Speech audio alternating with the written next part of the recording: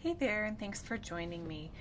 We are going to engage in a practice called Finding Your Compassionate Voice, and it comes from the Mindful Self-Compassion Workbook, which I highly recommend. Dr. Kristen Neff does a lot of research on self-compassion, and she's a co-author on the book, and would also recommend you check out Kristen Neff online as well. She's just got some great references and resources for self-compassion. All right, so I'm going to walk through these steps kind of quickly. Feel free to hit pause after each one. You can write, you can just listen along, or you can do both. All right, let's begin.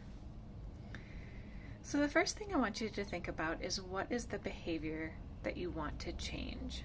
So maybe you notice that your own self-criticism, anybody else their own worst critic? I definitely am. So what's that thing that, and unfortunately there might be more than one thing, what's that thing that you notice that you beat yourself up over it, or you're really self-critical, really judgmental of yourself about? And try to pick something that's kind of mild to moderate in terms of the intensity of those self-judgments. So that's our first step. Our second step is to think about, what do we typically say to ourselves, and how do we feel when we're being self-critical? So, for instance, I might say something to myself like, "Why do you always say the wrong thing?" And I might notice that when I'm saying that, I'm feeling anxious and I feel a pit in my stomach. So what are the emotions and some of the physical sensations? Then we're going to take a look at the function of this. So why do you think you've been engaging in self-criticism for so long? It serves a purpose, or can serve a purpose. And you might find in thinking about this that actually it doesn't really do you any good at all. But sometimes people feel like it helps to motivate them, or it protects them in some way. Then the next step is to shift into self-compassion. And this is going to go not only in our words, but in our posture. And so you might start by adopting a more nurturing or compassionate posture, either with your hand over your heart, or perhaps like you're embracing yourself.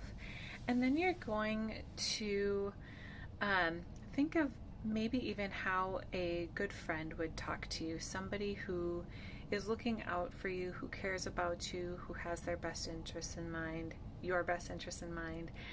What would they tell you in this moment? And they'd probably be a little less harsh. And so instead of saying, "Sarah, you always say the wrong thing," okay, I'm saying that to myself, I might say something like, "You know what, my intentions are good, and as long as I think less about impressing people and more about just speaking from my heart, it's bound to come out all right." So I might say something like that to myself instead. Okay? And so I'm going to say those things while I adopt those postures. Okay? You can even write it down if that would be helpful. So that's a walk through the process in finding your compassionate voice. Thanks for joining me.